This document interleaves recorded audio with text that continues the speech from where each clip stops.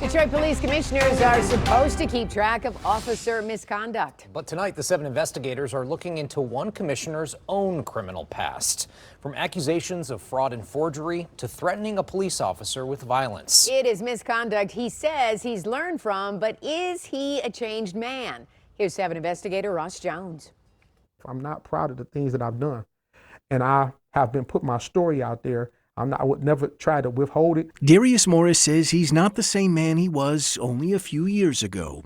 Today, he's one of 6 new members to Detroit's Board of Police Commissioners, taking office earlier this month.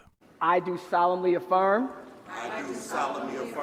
In his role as a commissioner, Morris is responsible for reviewing citizen complaints against officers, voting on police promotions, and deciding whether or not to take the pay of officers when they're accused of misconduct. Even with the officers that come before me for disciplinary, I can look at the officer and say, listen, we both on the path of redemption. But what we wanted to talk to Morris about was his own misconduct that's led to 3 separate criminal cases, multiple felony convictions, and 1 term in prison. I shouldn't have done it. It was fraud. His first conviction came in 2009 when Morris was accused of forgery and impersonating a notary public. It was based upon real estate fraud.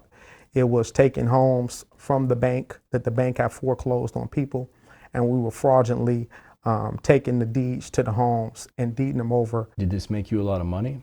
It made me at my age, it made me a lot of money, and that was what was enticing about it. Morris would plead no contest and was sentenced to probation. A year later, he would face more fraud charges that he says stem from the same criminal enterprise. He pled guilty this time and was sentenced to 2 years in prison. When I did do that prison sentence, one of the guys in there, he was doing life. He said to me, the only thing worse than being a fool is when you realize you was a fool and you do nothing about it. Morris says he did something about it, maintaining a clean criminal record for the next 12 years. But that changed in 2023. How are you? I'm all right. This is police body cam from a traffic stop conducted by Warren Police. Officers there were pulling over a mini bike that they said wasn't street legal, and they would later learn that its driver did not have a license. Hands behind your back, please.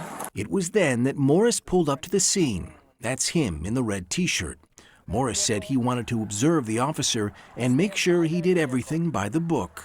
Stand by the vehicle, please. Okay, if you interfere with this stop, understand you are not allowed to.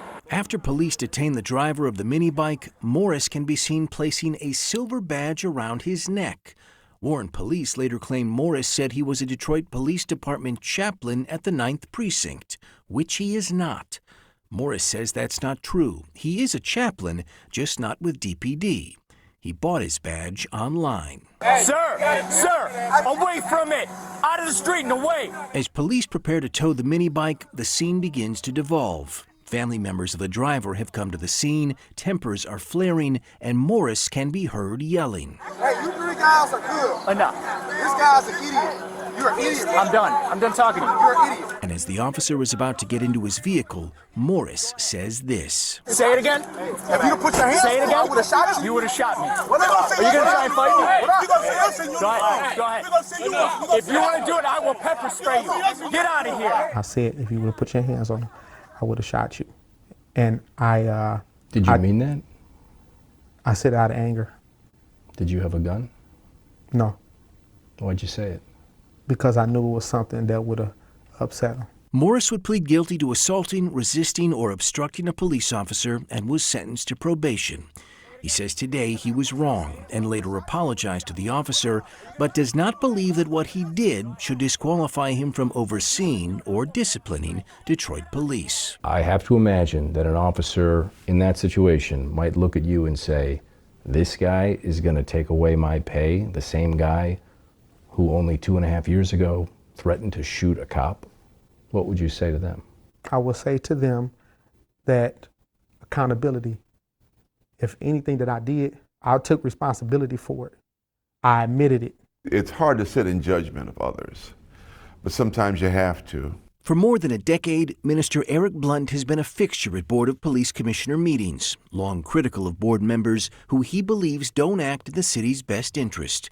He reviewed Morris's criminal history. Does it seem he's learned his lesson about his past mistakes? It doesn't seem so, or at least recently he's backslid. Commissioner Morris says he understands the criticism, even if he doesn't agree with it. To those who are skeptical he's the right man for the job, he says, give him a chance. Even right now with this interview, whatever criticism come with it, look at me and see that no matter what parents you had that was addicted to any drugs, my father went to prison, everybody was around where people who were crooks, they were engaged in the street, and I want them to see that your past don't define you. We published this story on WXYZ.com earlier today, and after seeing it, the president of the Detroit Lieutenants and Sergeants Association spoke about Morris's comments during today's meeting of the Board of Police Commissioners. Here is just some of what he had to say. To speak and incite and encourage violence against anyone is criminal, especially against a person that will give so much to the city. This was not only an embarrassment to this board, it was an act of biasness that's unspeakable. There has often been some friction, to say the least, between board members and the rank and file officers. This is not going to help, but he says he can prove that he's a redeemed man, and he will have 4 years to do it. That's how long his term is. I have a quick 4 years. How do you become a police commissioner? Who decides? Some are appointed, some are elected. He was elected. He was in a district that had no candidates on the ballot. Everyone was a write-in. So he won a write-in campaign with about 500 votes, and it was enough to be on the board. It is interesting that he put himself out there for this interview as well. I appreciate that he did. Yep. All right, Thank you, Ross, as always.